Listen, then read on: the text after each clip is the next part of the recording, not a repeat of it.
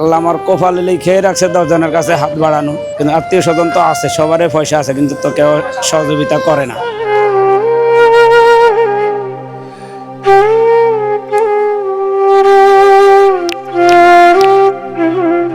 আমার নাম আছে মোহাম্মদ কামাল হোসেন। আপনি কি জন্মগতভাবেই অন্ধ? জি, এটা অ্যাকচুয়ালি ফ্যামিলি চালানোর জন্যই তো নাকি? হ্যাঁ অবশ্যই 10 জনের সহযোগিতায় চলতেছি, আল্লাহ চালায়। এই যে রাস্তা চলতে যাই, কত ভ্যান গাড়ির লগে ধাক্কা খাই, মানুষের গার লগে ধাক্কা খাই, কত ফইরাও যাই, আবার উঠি, আবার অনেকে আবার দেখো দয়া হয়, আবার ধৈরা উঠাইও দেয়। ঘর ভাড়া দিতে হয় মাসে 6,000, তারপরে আপনি ধরেন সংসার খরচ, পোলাপানের পড়ালেখার খরচ, খাইতে মানে অনেক হিমশিম খাওয়া যায়। বড় মেরে তো বললাম ইন্টার পাস করে আর নার্সিং কলেজে ভর্তি করাইছি, 1 বছর পরে আর পড়লো না, এখন ওই যে দেশে পাঠাই দিছি।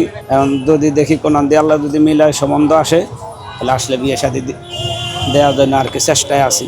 সকালে ধরেন 6টার দিকে বেরোই, 11টা পর্যন্ত থাকি। আবার ধরেন এই যে মাগরিবের নামাজ পড়া বের হই 8টা, 8:30 বা 9টা এরকম পর্যন্ত থাকি আর কি। কয় টাকা পর্যন্ত উঠে আর? কোনোদিন 300, কোনোদিন 400, আবার কোনোদিন 500 হয়, মানে সবসময় তার একরকম হয় না।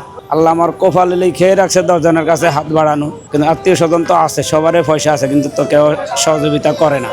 হয়তো কেউ যদি একটু সহযোগিতা করতো, তাহলে আমার ছেলেরা আর আমার ওয়াইফরে দিয়ে আর কি ছোটখাটো একটা ব্যবসা করাইতাম, বা এই যে একটা দোকান টোকান দিয়ে বসাইতাম। এখন তো ওরকম ধরনের ক্যাশ ক্যাপিটাল আমার কাছে নাইও। আমি চোখের পানি তো অবশ্যই আসে, যখন এই যে অনেক টাইমে তো নমাজ পড়া তো আল্লাহর কাছেও কান্দি, আল্লাহ তুমি তো আমার এই যদি আজকে প্রতিবন্ধী না বানাইতা, তাহলে আমার আজকে এত কষ্ট হইতো না, আমার কারোর কাছে আমার হাতও ফাতা লাগতো না, আমি নিজে তো দেখুন একটা ভালো একটা কর্ম করে খাইতে পারতাম, আমার ছেলে মেয়েকে আমি সুন্দর মতন মানুষ করতে পারতাম।